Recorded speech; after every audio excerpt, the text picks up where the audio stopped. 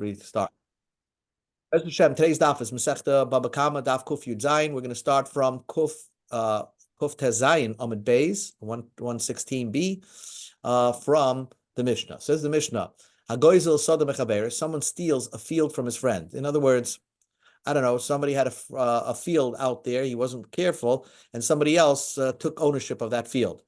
Unutaluhu masikin, and thugs took them. In other words, someone stole from the ganef. In other words, let's say somebody from the government confiscated that property. So does the question is, does the gazlan, the ganef, have to pay?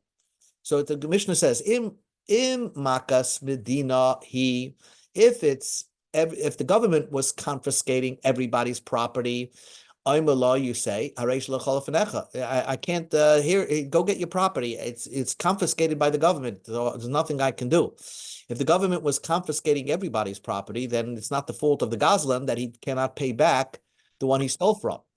But if the cause was that the only confiscated property was the property that the gazlan stole, so then let's say the gazlan owed money to the government, and he said, "This is my property." He stole the property, but he said, "This is my property," and because of that, therefore, the government took that property. So you have to pay the nigzal with another field. Zog the Gemara. First, the Gemara says, Amar Nachmar Yitzchak, Nachman Yitzchak explained, Man de Toni Masikin lo mishtabesh, Man de Toni Masikin lo mishtabesh. The word, look at the word Masikin. Masikin is a government official that confiscates property. So if you have in the language of the Mishnah Masikin, if you have in the language of the Mishnah Masikin, then it's also okay because they both mean the same idea. The word matzikin is not making a mistake. The ksiv b'motzar uva matzoik.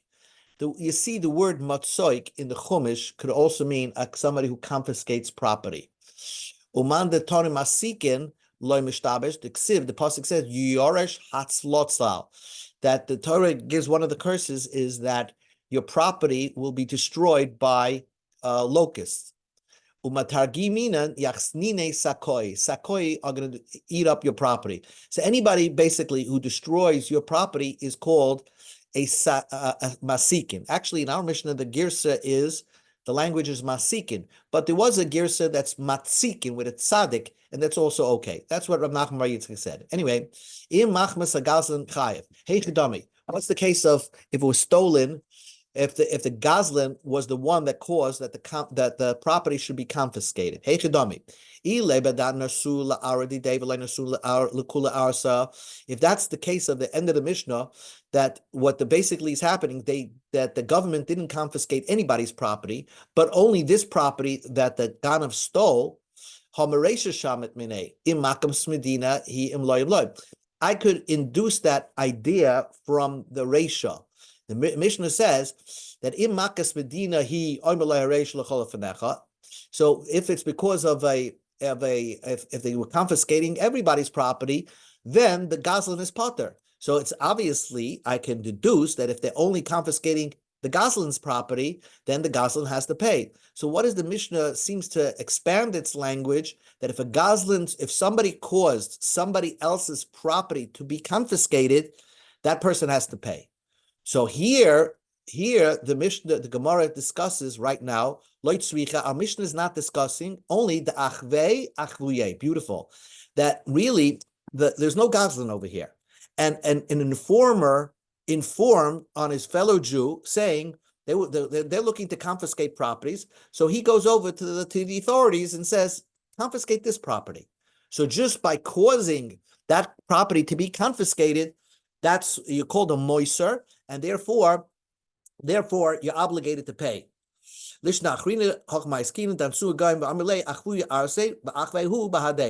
Another language is that he actually stole the property, and they were looking to confiscate properties, and they came to this guy, the gazlan, and said, "Give me a property," and he said, "Take this one," and that turns out to be the one he stole.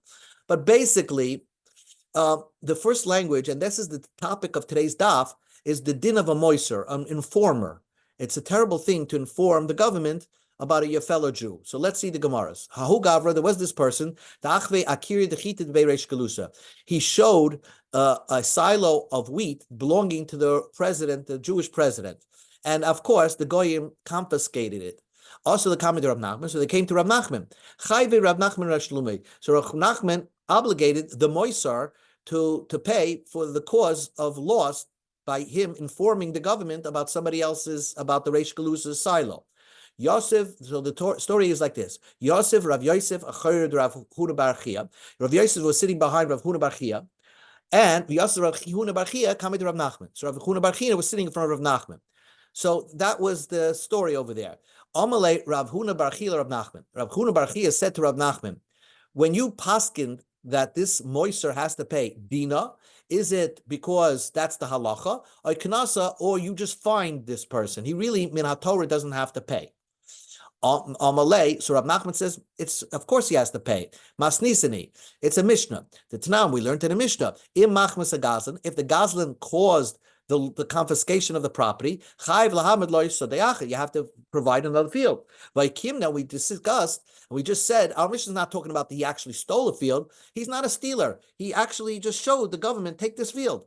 So we see a moiser, an informer, min haTorah, has to pay for the loss that he caused. After Rav Nachman left the classroom, Amalei Rav Yosef Rav Huna Bar Chia. So Rav Yosef, the other student in the room, said to Rav Huna Bar Chia, what was your question? What was the difference? We go to Kuf Yud Zayin Amud Aleph. Idina iknasa. If Rab Nachman said it was min hadin or it was just a fine, either way the moiser had to pay. Abalei. So Rav Huna Bar Chia said, Idina gamrina minei. Iknasa like gamrina minei. If it was min haTorah, then you could extend your knowledge and say, in similar cases, you will also have to pay. If it was just a specific penalty that Rav Nachman imposed upon this person, so it's only in this specific case, but you would not be able to extend the teaching to other areas. Where do I know this concept of an idea? So the Gemara goes off a little tangent. How do I know that if you find, if Chazal gave a knas, a penalty in certain situations, you can't come up and say, oh, this is similar, and so we'll apply the penalty.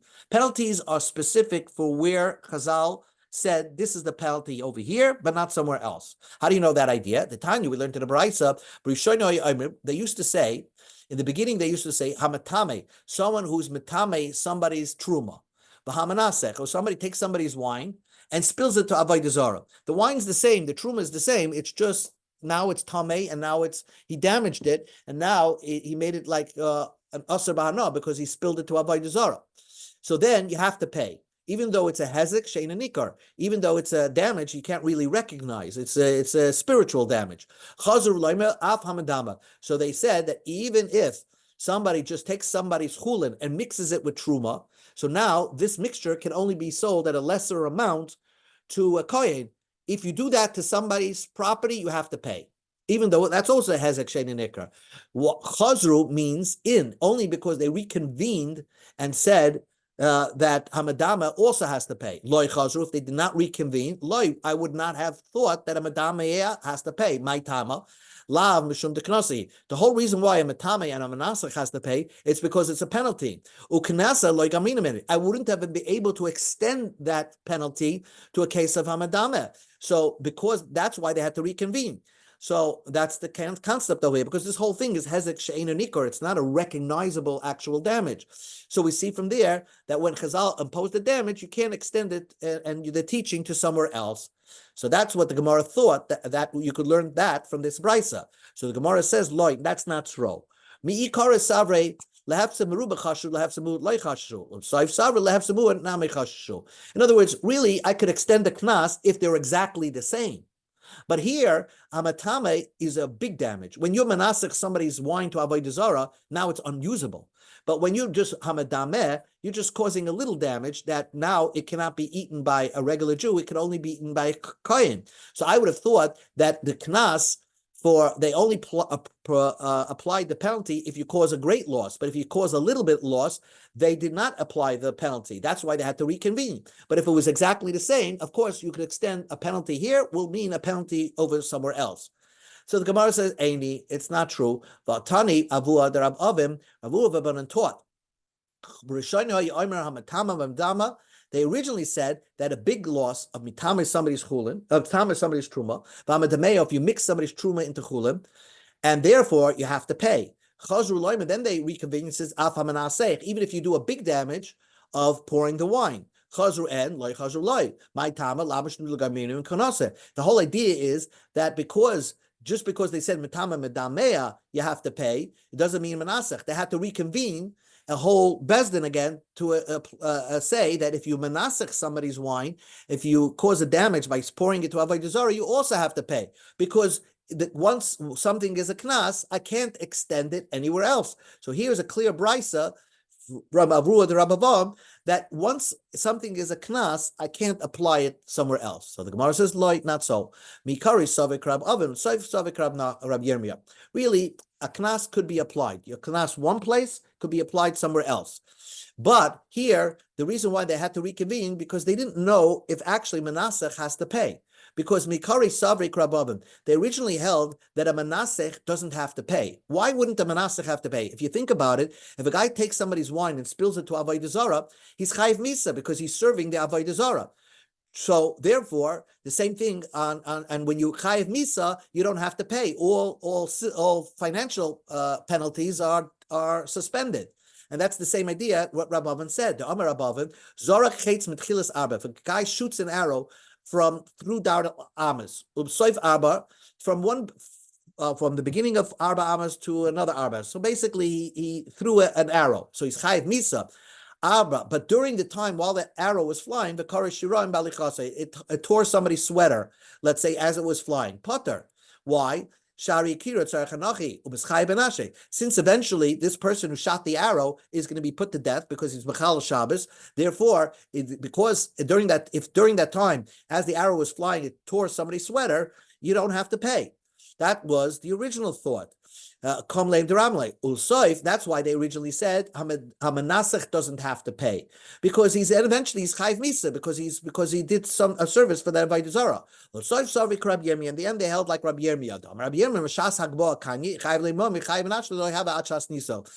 It's a little bit different, because when you shoot an arrow, it's automatically going to fly 4 amos, right? But here, when a person serves the Avodah Zarah with pouring wine on it, when he picked up the bottle of wine, his friend's bottle of wine, at that point he did an aveira.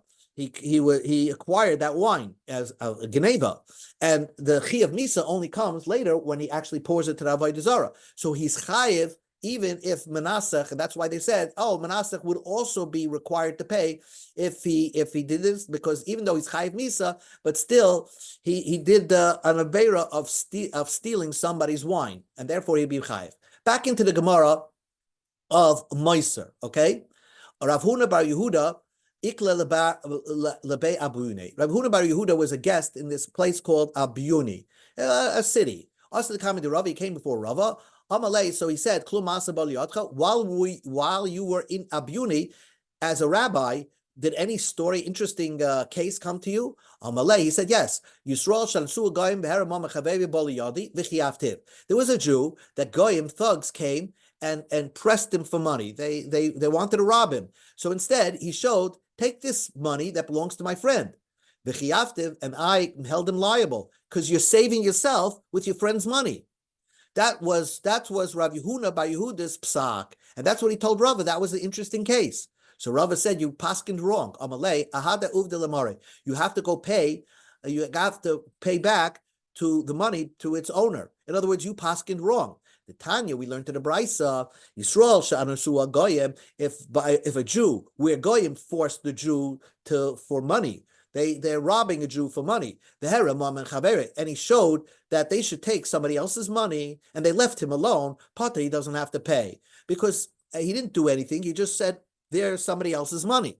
The natal, the nasam biyad. But if he actually lifted the money, okay, and gave somebody else's money to the goyim, then chayiv, because he actually physically transferred the money.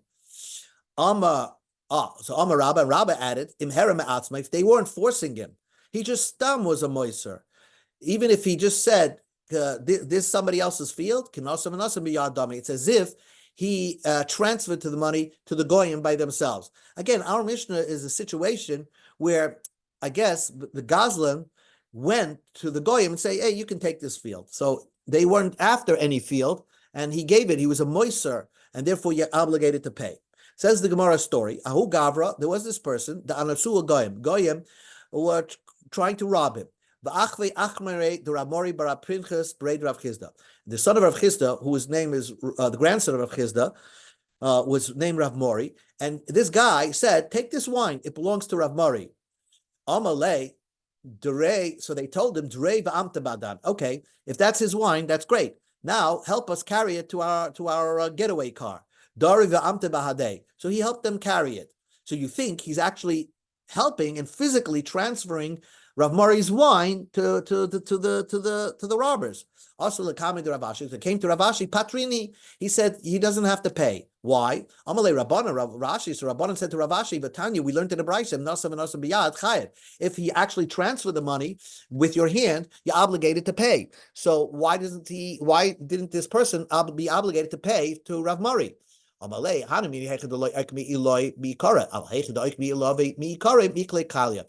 when do you say if Nasam and Nasam Biyad is obligated to pay? If the Goyim didn't have their eye on this object and you gave it to them. So there, you have to pay. Here, they already wanted that wine of Rav Mori's. They're just asking him, that wine is done. It's toast. That's mikle kalia, means it's toast. It's ready theirs. They're just asking him and forcing the guy, now you're going to help us transfer it to our getaway car. So therefore, then he's not obligated to pay. So the Gemara said, Esvei Rabashi. So Rabbo asked the question for Rabashi. I have a brisa that said, Omalei Anas, if a thug came and said, give me this bunch of grapes or this bundle, and you gave it to him in his hand, you chayiv to pay. Here, the Anas, the robber, wants this particular grapes and this particular bundle. And nevertheless, if you hand it over to him, you have obligated to pay. Why? The robber was going to get that piece of grapes anyway. So why are you obligated to pay? Answer the Gemara, and here we're talking about that really, without you helping him, the robber would have never gotten that grapes, because the grapes was on the other side of the river. And you're the one that enabled him to steal that bundle of grapes, the cluster of grapes. Because the robber said, "Hoishetli, stretch out and give it to me." So apparently the robber couldn't get it himself, because this guy was hoishet, was stretched out his hand to give it. He enabled the robber, and that's why he's chayiv to pay. Says the Gemara, another story. There was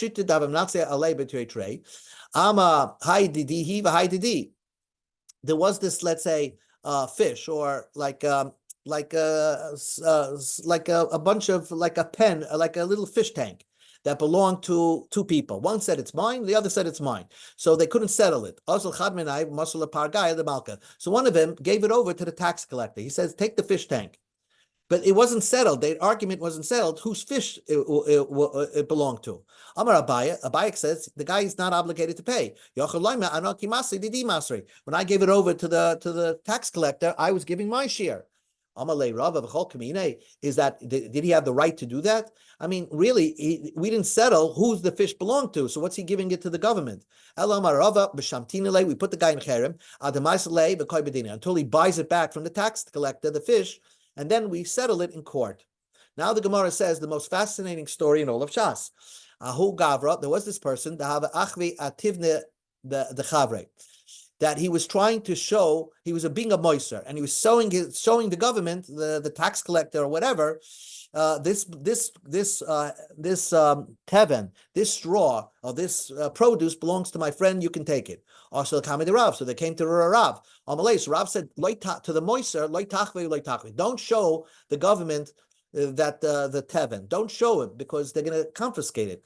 So this guy had chutzpah to Rav, and he says, Machvina. I'm going to show it to the government, and they're going to confiscate this person's teven. So Yosef Rav Kahana said, Kamei Rav Kahana was sitting in front of Rav, and he heard this chutzpah, Shamte Lekoi Minei. He snapped the guy's neck, basically, and he killed him. So Rav Kahana that you meet in all of the Talmud, he was a killer. He killed this guy. Rav exonerated Rav Kahana and says,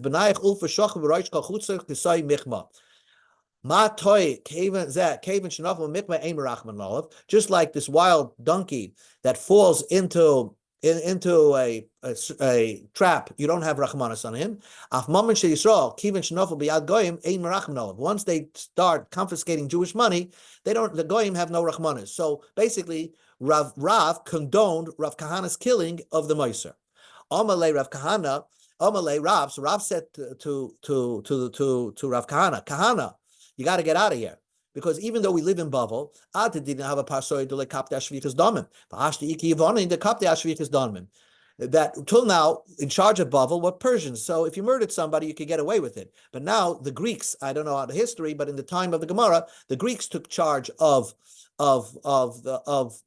Babylon, and therefore they were makbid if somebody kills. And V'amri, they're going to say, Mardin, you're a murderer. Hence the word murderer comes from. It's probably a Greek word. Kum sak la'arad Yisrael, he advised him to leave, to go to Israel and learn by Rabbi Yochanan's yeshiva, hide out in Rabbi Yochanan's yeshiva. That's what you do. When you murder somebody, hide out in Rabbi Yochanan's yeshiva. And he warned him, but if you're in the yeshiva, don't ask Rabbi Yochanan any questions for 7 years. Also, so 7 years, you have to be silent. He came to Rabbi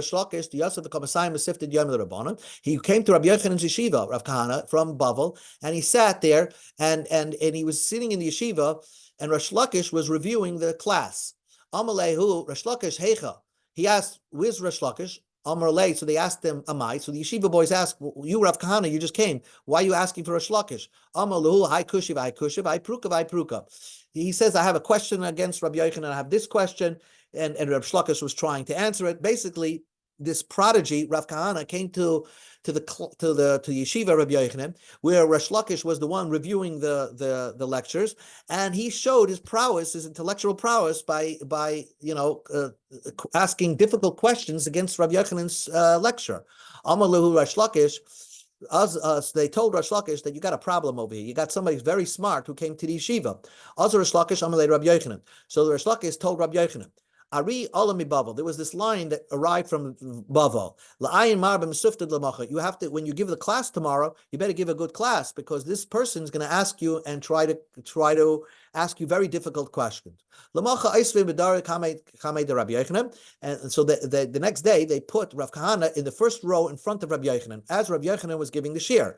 Amar, he said, Shmaitza v'lei akshay. Rabbi Yochanan said a class, and Rav Kahana didn't ask any questions. Shmaitza v'lei akshay. He kept saying the class, and he didn't ask any questions, because that was the deal. That Rav sent him, Rav Kahana, go to Eretz Yisrael, but don't try to question and put Rabbi Yochanan down. They put Rav Kahana from the first row, they put him back into the back of the class, because he realized that, hey, he may not be that smart. Amalei Rabbi Yochanan Resh Lakish, Shimon ben Lakish, Rabbi Yochanan said to Rabbi Shimon ben Lakish, Arisha Marta Nasa Shul. The line that you said that came from Bavel now became a fox. I don't hear a word from him. Amar, he said,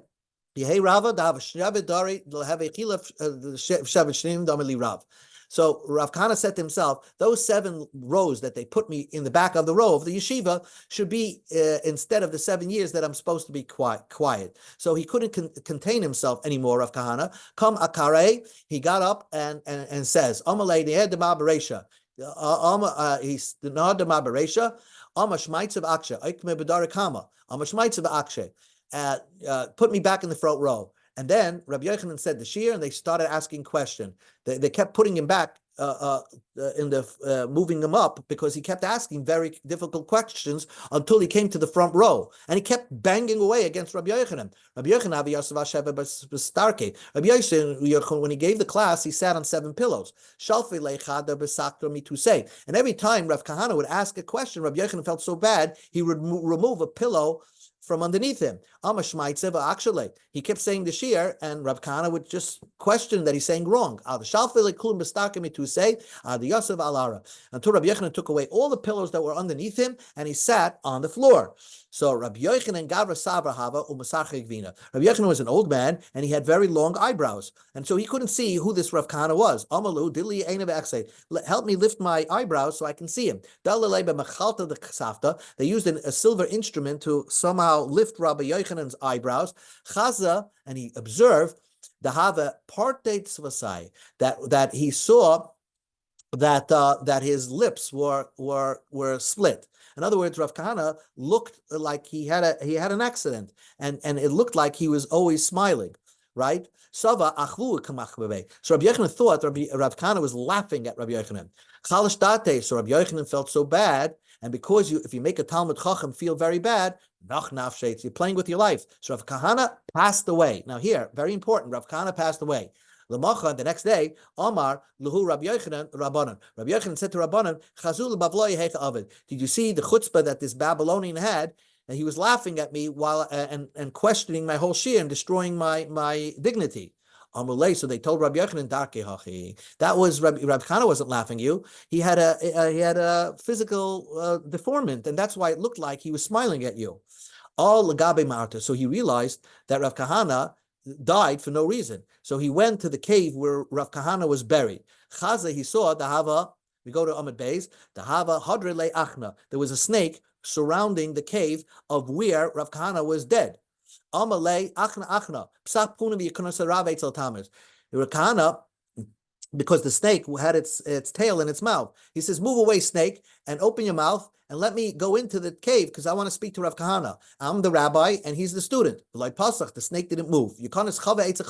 Let one friend meet another friend. He told the snake, like Pasach, and the snake didn't move. Yukonis Talmud Eitzarav. Yochanan called himself a student and he said, let my student visit the teacher. Pasach lay, so the snake moved and Rav Yochanan came into the cave where Rav Kahana is buried, right? So, and the Gemara says a fascinating thing. So Rabbi Yochanan started praying in the cave, and Rav Kahana got up. He got up to Chiyas Mesim. He woke up, basically. Not fully walking, but he woke up. So Rav Yochanan said, if I knew that you weren't smiling at me, but that's the way you look, deformed a little bit, I wouldn't have felt bad. Come back to the class. Come back to the yeshiva. So Rav Yochanan wasn't so quick to get up and go. If you could pray for me that I'm not gonna die like this again by a mishap in the classroom. Then I'm gonna go. Loy azilna. I'm not gonna go because since I passed away once, I don't want to go through passing away again. Probably dying is very difficult and it's a lot of pain. So I don't want to die again, and therefore I don't want you to get angry at me again, and then I'm going to die. And also, I'm not sure if you're going to have the power again to bring me back to life. Tarye, he woke him up. He prayed for him, and Oikme and Rav Kahana got up and came back to the classroom. And any question Rabbi Yochanan asked, Rav Kahana would answer it. Rabbi Yochanan used to say, Dilchoin Amri. I used to say that the teacher to his students, all your learning comes from me, who lives in Eretz Yisrael. Now I know that there's somebody greater than me who came from Bava. This Rav Kahana, Dilchoin, it all belongs to him. Okay, so we're going to stop over here. But one thing I could tell you, it's interesting that the Gemara describes that an Amoira did Chiyas Amazing. How many years ago was that? Like 1,600 years ago, 1,700 years ago. So it's very interesting, that fascinating Gemara. Yep. Very, very interesting.